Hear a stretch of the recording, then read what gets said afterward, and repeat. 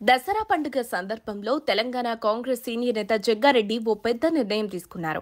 వచ్చే ఎన్నికల్లో తాను పోటీ చేయబోనని స్పష్టంగా ప్రకటించారు. సంగారెడ్డి నియోజకవర్గం నుంచి తన భార్య నిర్మలనే కాంగ్రెస్ పార్టీ అభ్యర్థిగా నిలబెట్టాలని తేల్చి చెప్పారు. ఈ ప్రకటనతో ఆయన అభిమానుల్లో పెద్ద చర్చ మొదలైంది. ఎందుకు ఇలా నిర్ణయించుకున్నారు అన్న ప్రశ్న చుట్టూ వాదనలు జరుగుతున్నాయి.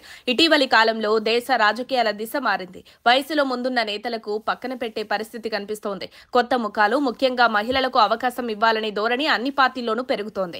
ఈ మార్పులను ముందుగానే గుర్తించిన జగ్గారెడ్డి తన నిర్ణయం తీసుకున్నట్టు తెలుస్తోంది.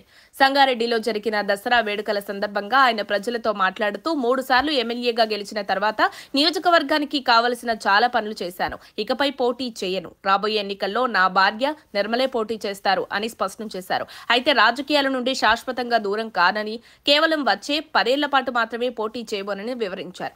తన వయసు ప్రస్తుతం 59 ఏళ్లని, మరో దశాబ్దం తర్వాత మళ్లీ ఎన్నికల బరిలోకి వస్తారని జగ్గారెడ్డి చెప్పారు. ఈలోగా కష్టకాలంలో పార్టీకి తోడ్పడిన వారికి అవకాశం ఇవ్వడం సముచితమని ఆయన అభిప్రాయం. ఈ విషయాన్ని ముఖ్యమంత్రి రేవంత్ రెడ్డి దృష్టికి తీసుకువెళ్తారని కూడా తెలిపారు. ప్రస్తుతం జగ్గారెడ్డి భార్య నిర్మల టీజీఐఏసీ చైర్పర్సన్ గా పనిచేస్తున్నారు. గతంలో నియోజకవర్గం వ్యవహారాలు ఆయన కూతురు జయారెడ్డి చూసేవారు. కానీ ఆమె వివాహం తర్వాత ఆ బాధ్యతలు నిర్మల చేపట్టారు. అందుకే భవిష్యత్తులో నియోజకవర్గ బాధ్యతలు నిర్మలకే అప్పగించాలని జగ్గారెడ్డి నిర్ణయించుకున్నట్టు కనిపిస్తోంది. ఇప్పుడు అందరి దృష్టి కాంగ్రెస్ హైకమాండ్ వైపు ఉంది. జగ్గారెడ్డి నిర్ణయాన్ని వారు అంగీకరిస్తారా, లేక ఎన్నికలకు ఇంకా సమయం ఉందని విషయాన్ని వాయిదా వేస్తారా అనేది ఆసక్తికరంగా మారింది.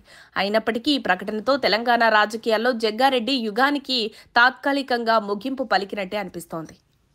మరిన్ని అప్డేట్స్ కోసం మా కాయ్ టీవీని సబ్స్క్రైబ్ చేసుకోండి.